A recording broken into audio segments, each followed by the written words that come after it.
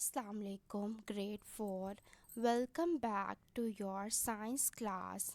This is your video number 4. Let's do a quick review of what we have learned in the previous videos. Dear students, the first characteristics that we learned are is living things can eat, means plant can make their own food while animals get food by eating plants and animals. Means plants अपना खाना खुद prepare करते हैं जबकि animals और humans अपना food plants और दूसरे एनिमल्स से लेते हैं. The second characteristic is living things can breathe. जितने भी living things हैं वो सब breathe कर सकते हैं but उनके पास different breathing organs होते हैं. For examples, humans के पास lungs है, fish के पास gills है, insects के पास spiracles है and plants के पास stomata है. Today's our topic is living things get rid of waste, living things move. Today we are going to learn the other two characteristics of living things. Objectives. By the end of this video, student, you will be able to understand the meaning of excretion, understand the movement and locomotion. First characteristics of today's is living things get rid of waste. Get rid of means remove करना, निकाल देना, हटा देना. What is waste? Waste is something the body does not need. Dear students, जो हमारी body को नहीं चाहिए होता है वो हमारा वेस्ट होता है, वो बॉडी बाहर निकाल देती है. Waste can be solid, liquid, fluid या फिर गैस. अब सॉलिड और लिक्विड कैसे? For example, we human beings, animal all eat food, we intake water.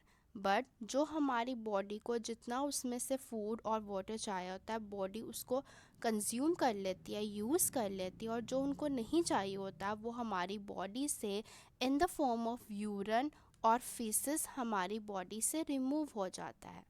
But the question is how is gas considered as waste? Let's see. For example, humans do not need carbon dioxide, it is removed from the body.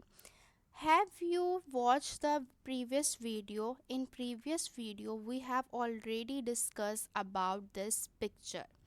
For example, humans को सांस लेने के लिए oxygen की ज़रूरत होती है. That is why humans takes in oxygen while उसको कार्बन डाइऑक्साइड की ज़रूरत नहीं होती, तो ह्यूमंस अपनी बॉडी से लंग्स के थ्रू कार्बन डाइऑक्साइड को रिमूव कर देते हैं, निकाल देते हैं. That is why carbon dioxide is consider as a waste gas. Is it clear? Now, what is excretion?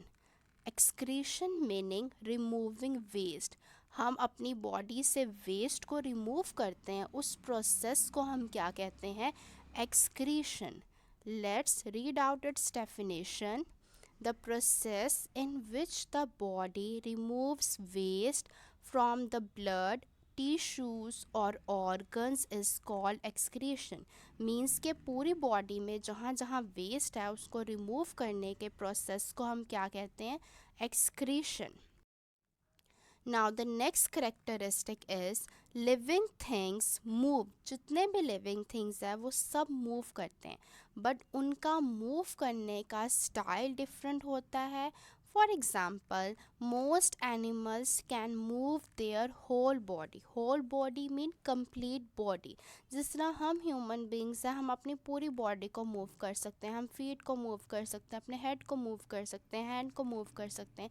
इसी तरह एनिमल्स भी अपनी पूरी बॉडी को मूव कर सकते हैं. For example, look at the first picture. Here the elephant is moving. In the second picture the butterfly is moving. But butterfly कैसे मूव करती है? Butterfly move through its wings. In the third picture, there is a jellyfish here. How jellyfish moves? Look at this picture carefully. Jellyfish अपने water को push करके खुद outward move कर रही है, खुद upward move कर रही है, यानी कि वो अपने वाटर को पीछे की तरफ धकेल रही है और खुद आगे को मूव कर रही है. तो it mean jellyfish moves bye pushing water.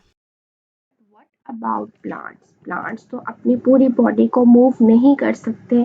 Yes, but plants can only move certain parts like leaves. Certain means specific. लेकिन प्लांट अपनी certain parts को खास पार्ट जैसे कि leaves हैं उनको मूव कर सकते हैं. For example, look at this picture. When the sunlight came, जो लीफ है ना उनकी डायरेक्शन सन की तरफ बेंड हो गई है. It means why sunlight? Because sunlight helps plants to grow, and with the help of sunlight, plants prepare their own food. जैसे ही सनलाइट आती है उनकी बॉडी लीफ की डायरेक्शन ऑटोमेटिकली सन की तरफ चल जाती है, इसीलिए प्लांट अपनी पूरी बॉडी को मूव नहीं करते. They can only move certain parts like leaves. But now the next question is, why do animals move from place to find food, water and avoid danger? खतरे से बचने के लिए भी एनिमल्स एक जगह से दूसरी जगह मूव करते हैं, and this movement is called locomotion. This movement is called locomotion. And dear student, you have to learn this answer orally and also learn their spellings. That is, animals move from place to find food, water, and to avoid danger. Summary. Let's summarize our today's video. Living things remove waste. This is called excretion. Animals move from place to place. This is called locomotion. Homework. Today's homework is you have to read book pages 3, 4 and learn the answer of this question, why do animals move from place to place? Thank you students. Allah Hafiz. See you in the next video.